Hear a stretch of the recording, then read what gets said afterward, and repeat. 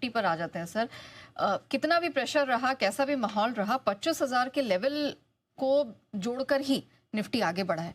क्या माना जाए, निफ्टी अब अगले बड़े टारगेट, बड़े ब्रेकआउट के लिए तैयार है? जी, इस सवाल को मैं थोड़ा सा पास्ट में ले जाके फिर फ्यूचर की तरफ ले जाता हूँ। गुरुवार को आपको एक बड़ा ब्रेकआउट मिला, 25,000 के पार निकला निफ्टी, राइट, और 25,000 के पार हम बंद हुए।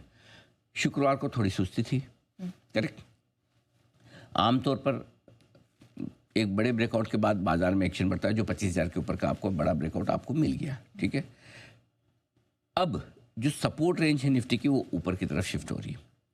24,500, 24,675 अब बहुत मजबूत सपोर्ट हो गया, ये आसानी से नहीं टूटेगा। कमजोरी आपको तभी फील करनी है लाइफ में जब 24,500 के नीचे निफ्टी जाकर बंद हो।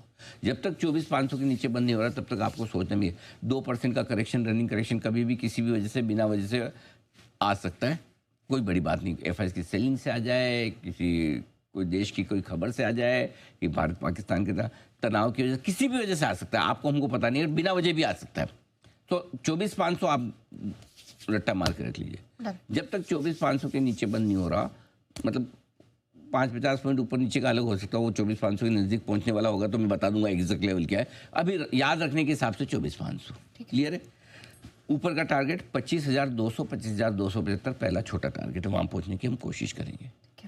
उसके बाद बड़ा टारगेट बनेगा, वो बनेगा 25,625 से 25,800 तक का। ये दो टारगेट है, 1 बाय 1 अपने ये मार्केट को स्टेप बाय स्टेप चलना है।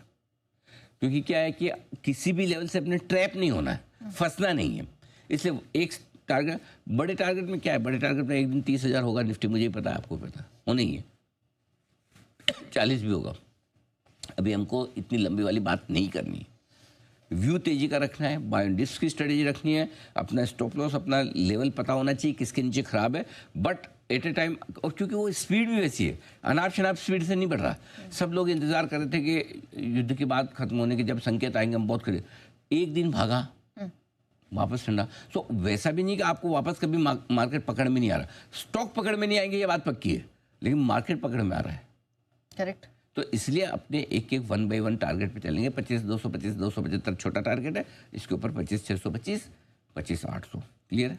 अब आइए बैंक निफ्टी 54,450, 54,600 अच्छा सपोर्ट रेंज है। इसके नीचे बंद होने पर हम देखेंगे कमजोरी बढ़ेगी।